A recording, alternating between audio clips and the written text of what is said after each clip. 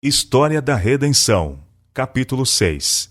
Caim e Abel e suas ofertas. Caim e Abel, filhos de Adão, diferiam grandemente em caráter. Abel temia a Deus. Caim, porém, acariciava sentimentos de rebeldia e murmurava contra Deus por causa da maldição pronunciada sobre a terra e sobre o gênero humano, em virtude do pecado de Adão. Esses irmãos tinham sido instruídos com respeito à provisão feita para a salvação da raça humana. Deles era requerido que praticassem um sistema de humilde obediência, mostrando sua reverência a Deus e fé no Redentor prometido. Mediante o sacrifício dos primogênitos do rebanho e sua solene apresentação com sangue como oferta queimada a Deus, mostrariam sua dependência dele. Este sacrifício devia levá-los a ter sempre em mente o seu pecado e o Redentor por vir, o qual devia ser o grande sacrifício pelo homem. Caim trouxe suas ofertas perante o Senhor com murmuração e infidelidade no coração em reverência ao sacrifício prometido. Ele não estava disposto a seguir estritamente o plano de obediência, procurar um cordeiro e oferecê-lo com os frutos da terra. Meramente tomou dos frutos da terra e desrespeitou as exigências de Deus. Deus tinha feito saber a Adão que, sem o derramamento de sangue, não podia haver remissão de pecados. Caim não estava preocupado em trazer nem mesmo o melhor dos frutos. Abel aconselhou a seu irmão que não viesse diante do Senhor sem o sangue do sacrifício. Caim, sendo o primogênito, não quis ouvir seu irmão. Desprezou seu conselho e, com dúvida e murmuração com respeito à necessidade das ofertas cerimoniais, apresentou uma oferta de frutos. Mas Deus não aceitou.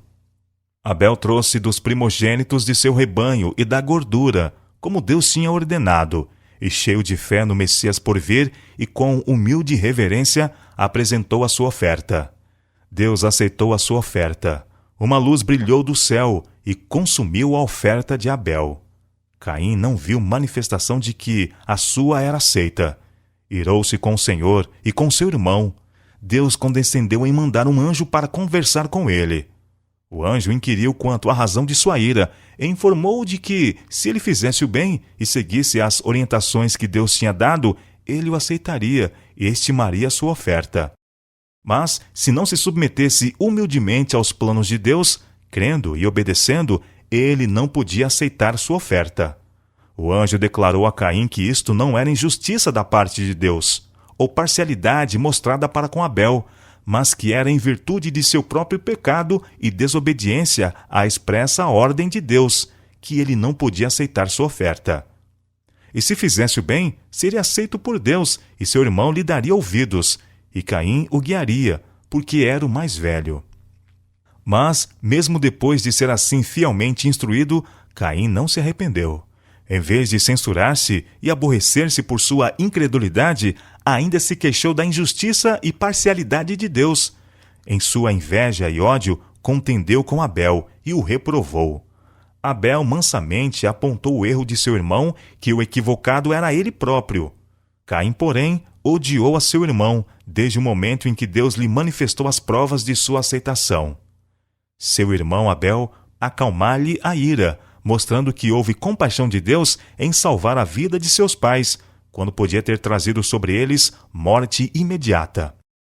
Disse a Caim que Deus os amava, ou não teria dado seu filho, inocente e santo, para sofrer a ira de que o homem, pela sua desobediência, era merecedor. Os prenúncios da morte.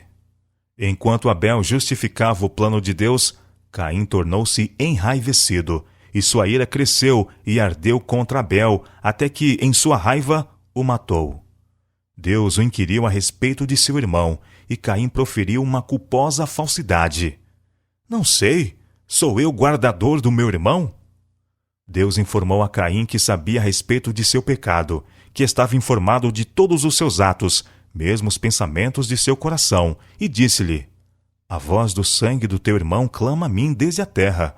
É agora, pois, maldito por sobre a terra, cuja boca se abriu para receber de tuas mãos o sangue de teu irmão. Quando lavrares o solo, não te dará ele a sua força. Serás fugitivo e errante pela terra.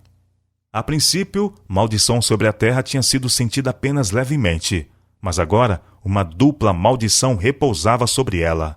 Caim e Abel representavam as duas classes, os justos e os ímpios, os crentes e os incrédulos, que deviam existir desde a queda do homem até o segundo advento de Cristo.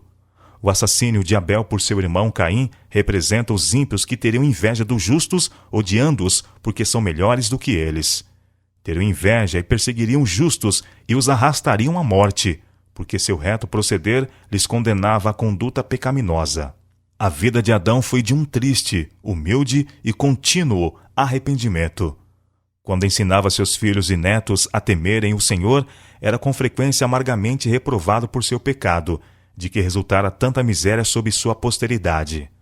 Quando deixou o belo Éden, o pensamento de que deveria morrer fazia-o estremecer de horror. Olhava para a morte como uma terrível calamidade. Foi primeiro familiarizado com a horrível realidade da morte na família humana, pelo seu próprio filho Caim, ao matar seu irmão Abel. Cheio de amargo remorso por sua própria transgressão e privado de seu filho Abel, olhando a Caim como um assassino e conhecendo a maldição que Deus pronunciara sobre ele, o coração de Adão quebrantou-se de dor. Amargamente ele se reprovou por sua primeira grande transgressão. Suplicou o perdão de Deus mediante o sacrifício prometido. Ele havia sentido profundamente a ira de Deus pelo crime cometido no paraíso. Testemunhou a corrupção geral que mais tarde finalmente forçou Deus a destruir os habitantes da terra por um dilúvio. A sentença de morte, pronunciada sobre ele por seu Criador, que a princípio lhe pareceu tão terrível, depois que ele viveu algumas centenas de anos, parecia justa e misericordiosa em Deus, pois trazia o fim a uma vida miserável. Ao testemunhar Adão os primeiros sinais da decadência da natureza, com o cair das folhas e o murchar das flores, chorou mais sentidamente do que os homens hoje choram seus mortos.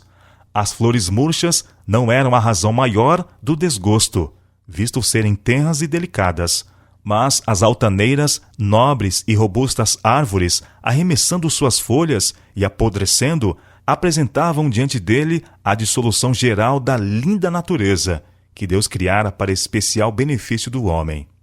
Para seus filhos e os filhos deles, até a 9ª geração, ele descrevia a perfeição de seu lar edênico e também sua queda e seus terríveis resultados, e a carga de pesar que veio sobre ele, em consequência da ruptura em sua família que redundou na morte de Abel.